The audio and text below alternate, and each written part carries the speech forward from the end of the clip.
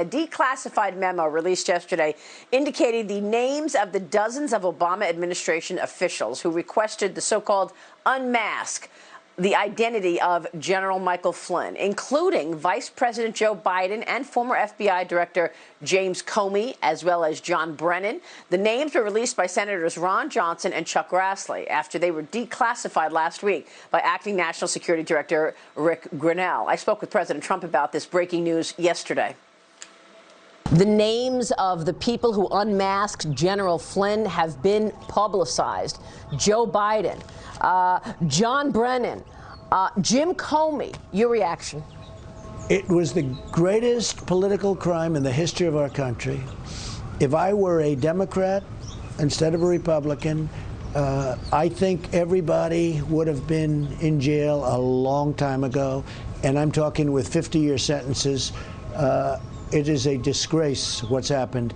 This is the greatest political scam, hoax in the history of our country. Well, it is the biggest and people should be going to jail for this stuff. And hopefully a lot of people are going to have to pay. No other president should have to go through. And I'll tell you, General Flynn and others are heroes because what's happened to them, they weren't after General Flynn. They wanted him to lie about me, make up a story. And there's more to that. We'll get to it. Georgia Congressman and House Judiciary Committee member Doug Collins joins me right now to react. And Congressman, it's always a pleasure to see you. Good morning to you. Your reaction to the president there and his reaction to this unmasking. I saw your tweet yesterday. It's pretty extraordinary, the list of people that wanted to out General Flynn for speaking with the ambassador to Russia. It is amazing. One of the things I was very proud of the president yesterday on the reaction that you just had. I mean, for someone who has been is hounded and dogged and just went after like the administration that we're now seeing, you and I've talked about for years, they actually now coming to light and showing it.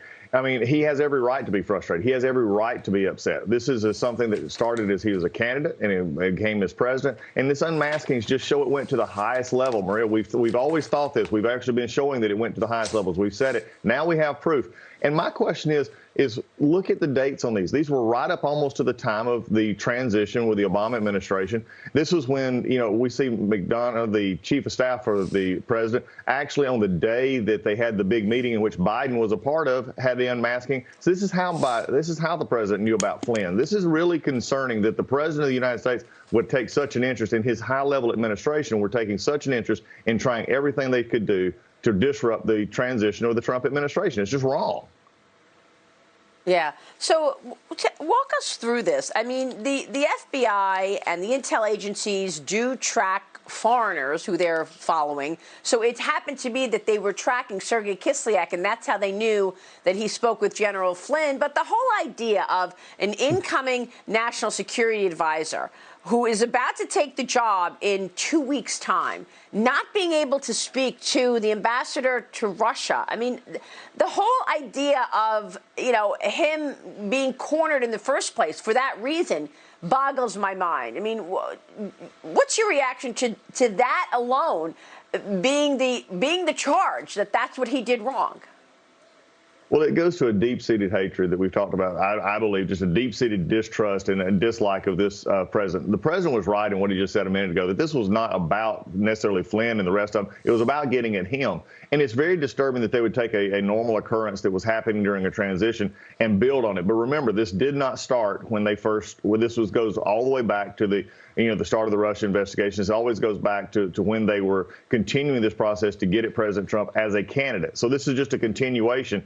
And it's very disturbing as there's other areas here that we can see in which we know that Strzok said, let's keep the investigation open. Let's go after this. We know that Comey took advantage of the transition time to say, I could do whatever I wanted to do because they were in transition.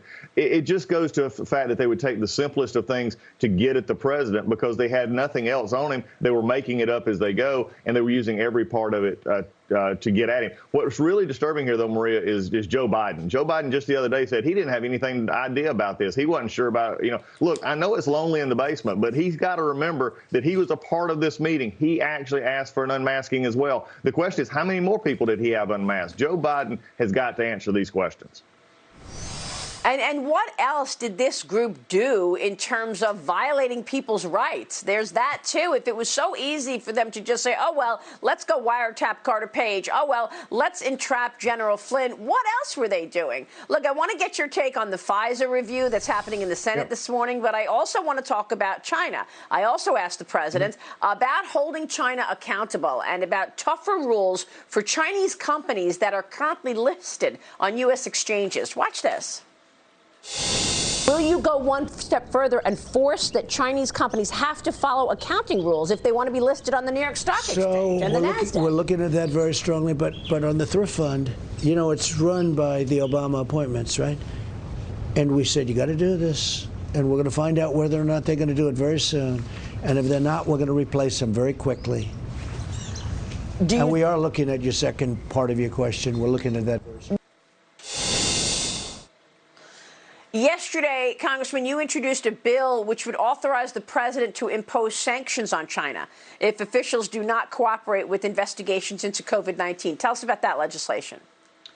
Well, that legislation, it mirrors the one that was introduced in the Senate by Senator Graham, and we're basically what we're doing is we're making sure that China is held accountable in this. We've talked about it a lot, but now we're actually putting meat to that request because they have an obligation to the world to tell why they let it get out of hand, the virus get out of hand, why they were doing things internally that they were not sharing with international, and they've still never come clean. And so there's a lot of things in here that we have said that we're going to give the president the ability, without restricting him, to say, let's have a tool in our toolbox to say, China, you cannot continue to do this. Otherwise, sanctions are going to be applied to your highest level officials. We're going to talk about your visas, other things like that. We're going to talk about companies on the exchange. We're going to talk about how your pharmaceuticals are they meeting the standards of the FDA? But we're going to give them, the administration, the ability to impose tough sanctions so that China realizes if they want to be a part of the world market, they want to do these things, they got to shut down the wet markets. They've got to do the things that keep the world safe, not just simply looking after themselves. This is about holding China accountable for what the millions of deaths that we've seen in the viruses that has spread so much.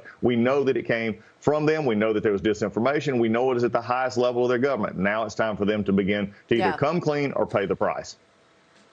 And we'll have more on China with the president. But real quick, Congressman, your thoughts on the FISA rewrite. The hearings are underway in the Senate this week in terms of how FISA should change. We know that 2 out of 4 wiretaps of Carter Page were unlawful because of abuses in front of the FISA court. Well, I'm glad to see them actually taking this up. This is something we talked about before the virus had struck, because we had passed a bill in the House that actually started to make changes to the FISA court. If the Senate is serious about this, which it looks like hopefully now they are, they'll make the changes. They'll take what we have done. If they can go further, great. We'll see if we can work that out in the House. But the FISA court cannot stay, and the process cannot stay the way it is, because it was used as a political weapon against a candidate and then a sitting president. We can't have that happen to American citizens, because if it can happen to them, it can happen to any of us. And I'm glad to see them working on that.